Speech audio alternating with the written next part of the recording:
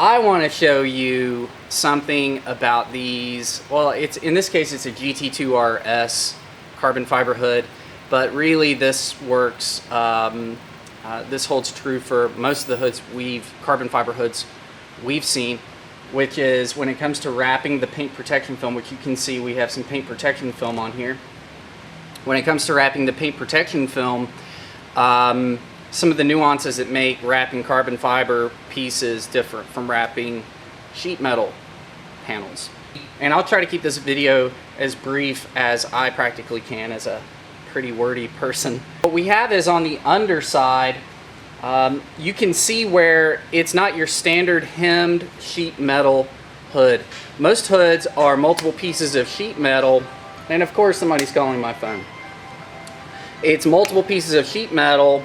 The top piece is a little longer than the under piece, and then it's hemmed over it, which makes for wrapping with paint protection film. If you take a lot of pride in the fit and finish of even those undersides, it makes that job much more simple than when you wrap a carbon fiber hood. When you wrap a carbon fiber hood, or really any carbon fiber piece, you have to be sensitive to that underside because it tends to be a lot more rough. Even a really well-made carbon fiber panel like the GT2RS, which it is a phenomenal piece of craftsmanship. It really is incredible quality. As I'm going to be showing you here in some of this B-roll, you cannot just suspend all the way across these gaps, and you also have to be sensitive to the actual finish of the material. The tops tend to be smooth, not dry carbon fiber. The undersides tend to either be an uncleared dry carbon fiber, or it's some other, I don't know everything about carbon fiber, but I know this. When you go from a cleared surface to a non-cleared surface, you want to be sensitive to, okay, I'm going to do a retake on that. I had my compressor kick on. So when you go from a cleared surface to a non-clear coated surface, yeah, it makes sense to ensure that you leave the smallest opportunity possible for whether it's your client down the road or another person that owns the car. You want to wrap it in a way that's responsible and leaves the smallest opportunity for anything to lift. So what I prefer to do with the carbon fiber panels is we go right to the edge. We will wrap it a little long on the sides. It's going to be wrapped with some exposed edge, and then I'm going to carefully go back and hand trim to the very edge.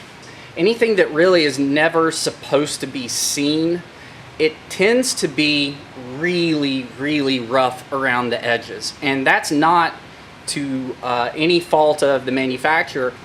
It's just, it doesn't make sense for them to make a piece that is, they put in a significant amount of time to finish down areas that are never going to be seen. It just doesn't make any sense. So what we'll do is we will just trim to a very tight tolerance around those sections and then leave them be, because otherwise you're probably not going to be able to get a really good bite anyways, and it's not going to make a ton of sense to, again, kind of like the manufacturer, put a ton of effort towards something that is never realized. So practicality does kind of come into play just a little bit there, but just wanted to show you guys about the edges of these carbon fiber hoods and why we do it the way we do it. It is possible to suspend it across, but I just think this looks better. I think it gives the best opportunity for there to be no lifting moving forward. And hopefully this helps you guys with either you're somebody that's purchasing a service and you can ask the right questions to make sure you're getting the style wrap you want. Maybe it's not this. Maybe it is being suspended with the film and you do go extra long. Maybe it's that you do want this, or maybe you're a paint protection film installer and you're not really sure how to approach it. This is one way to do it. But thanks for watching. Hope you guys enjoyed the video, and we'll see you around.